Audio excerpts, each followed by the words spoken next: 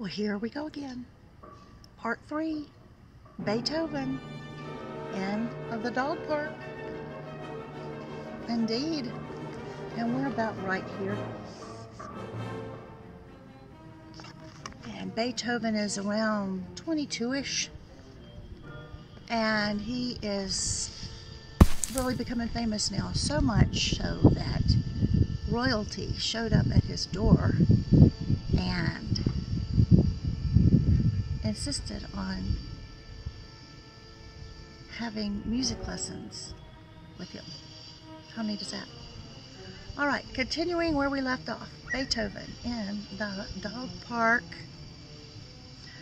Feeling like a stroll, Mr. Van Beethoven, the vintner asked amiably, "Should I bring you some hot milk with honey afterwards? There's a cold wind today." Beethoven stared at her with a furrowed brow. What was she whispering? "I'm fine," he grumbled, drudging down the well-worn path on the vineyard. The wind blew in his face. Beethoven could not feel it. Cold and sharp, but he couldn't hear it. The roaring in his ears was louder. He stopped, turned around, and looked over the cliff. He saw the church in the village square and the vintner's house in the October sun. It was a lovely, quiet place far from the city of Vienna. Beethoven had lived there for 6 months. He worked and was working on his second symphony. "You need to rest in the country," his doctor recommended. "It will be good for your hearing." In the country, Beethoven lived as a hermit, alone with his music. People thought he was hostile, stubborn, even a people hater. They weren't nice to him. But he loved people and desperately needed friends with whom he could speak openly. But he had to constantly tell people to speak louder, or even yell, because he couldn't hear them clearly. He had lived with this pain for years, and it kept getting worse. When the Countess Giulia Guicciardi looked at him tenderly with closed eyes, whispered a tender phrase, he could only guess what she said. He had to read her lips. He had a year ago when he dedicated a piano sonata to her. So he'd been reading lips for over a year. He brought her miniature portrait with him. He liked to look at it, her dark eyes, the curls on her forehead. Not being able to hear the words of those you love was a torture that Beethoven could never describe. "I'll die," he thought. Again and again he thought about suicide. "Look out, sir," a voice cried out. Confused, Beethoven looked up. A shepherd boy was driving his flock down the path. Beethoven moved to the side of the road. The boy smiled at him. He brought his flute to his lips. "What a strange picture, the shepherd's flute, the boy's fingers, his pursed lips, the silent song." To Beethoven, the high notes of his flute were inaudible. He had barely heard the boy's loud warning cry. He looked past the herd, melodies jingling and jangling inside his head. Could he hear them clearly? The music in his head had nothing to do with the sickness in his ears. "God," he thought, "you made me for composing. I live for music. Give me strength." He wrote a letter to his brothers Karl and Johann, a letter that would be found and published after his death. In it, he explained his hopeless condition and his pain. At least after his death, people would be able to understand and forgive him for his hostile ways. He was living proof that despite the odds, one can bravely persevere and become a worthy artist and human being. It took Beethoven more than a day to write this letter, which would also become his will. He pressed his seal onto the last page. Heidenstadt, October 10th, 1802. Thus do I take my farewell of thee, and indeed sadly. Yellow leaves waved outside his window. His hopes, like these leaves, dried up and blew away in the cold wind. Would God ever send him another day of joy? Humans needed joy to live. He certainly couldn't live without hope and joy. That would be too painful. Beethoven felt that his piano playing touched and healed people. They felt comforted, reassured, and strengthened by his music. Some even broke out in tears. Sometimes Beethoven smiled when he thought about the sobbing and sniffling audience, but he knew that his music helped people to believe in goodness, truth, and beauty. Through his music, he hoped to create a new world. Beethoven intently followed the world's progress towards freedom. In Russia, Tsar Alexander I called for social reforms. This pleased Beethoven, and he dedicated 3 sonatas for piano and violin to him. Several years earlier, in France, General Napoleon Bonaparte had been named first consul of the new republic. He was the victor in the wars against Austria. Beethoven was impressed with him and dedicated his latest symphony, his third, to his hero. But the symphony was about a man and his strong feelings of love and pain.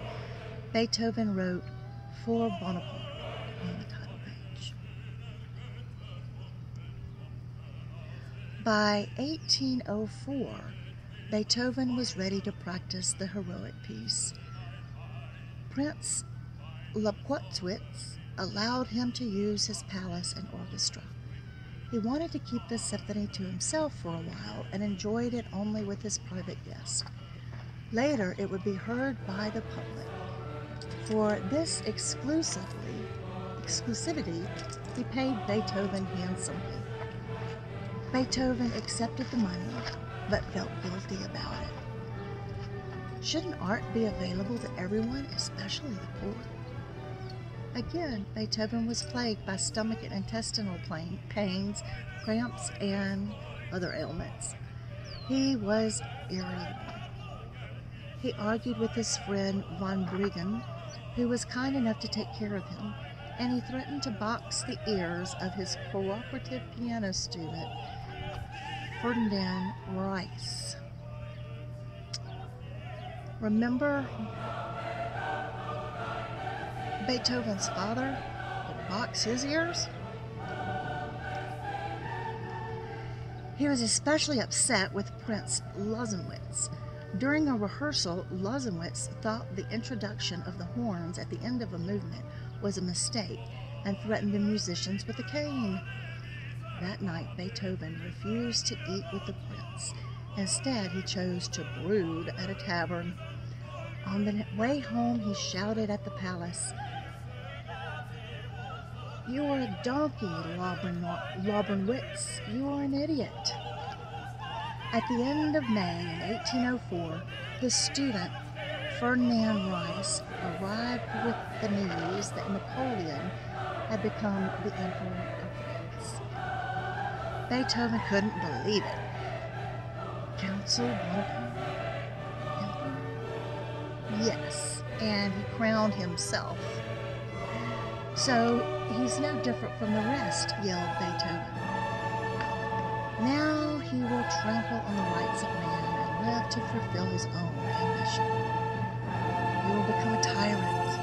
Angrily, he stormed to his table, where the scores of erotica lay. Beethoven ripped off the first page with the dedication and threw it on the ground. The page would be written later with the title Erotica Symphony. New melodies were gathered in Beethoven's head.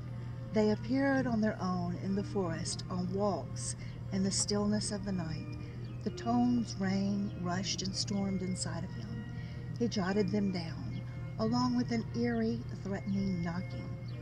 Ta-ta-ta-ta-ta-ta. What was that knocking on the door of his soul? Fate? Using a French model, the writer Joseph Sonleither wrote a libretto for Beethoven. In the summer of 1805, Beethoven finished composing the opera in the open air of the quiet village of Hinzendorf, near the gates of Vienna. Sitting in the boughs of an oak tree, he felt like he was sitting between heaven and earth. The days, despite the warlike world affairs, were wonderfully peaceful, and he captured the nameless joy of the lovers in an opera named Leonore. This is the story of a young woman named Leonore searching for her husband, Florestan, who has disappeared. She suspects that Pizarro, the magistrate, is keeping him a prisoner. She disguises herself as the assistant jailer and calls herself Fidelio. Leonore discovers her half-starved husband in the deepest dungeon, just as Pizarro prepares to kill him. Pizarro knows that Don Fernando, Florestan's powerful friend, is on his way to inspect the prison. In haste, Pizarro raises his gun to shoot Florestan. Leonore jumps between them, grabs the pistol, and cries, "First, kill his wife." At that moment, trumpets sound. The minister has arrived. Pizarro is arrested and the prisoners are freed. True love prevails as Leonore and Florestan are happily reunited. But the time was not right for an opera premiere. The Viennese were worried about war and starvation.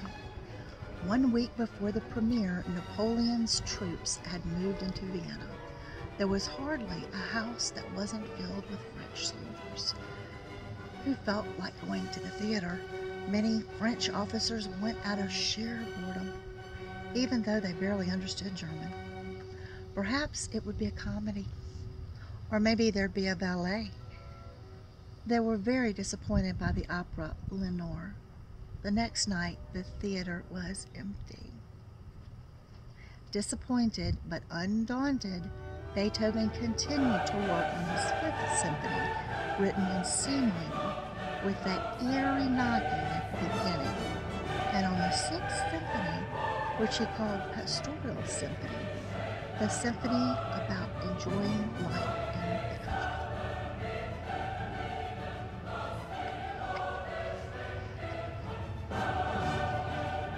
Let's take a break, and we will continue with Beethoven in the Park.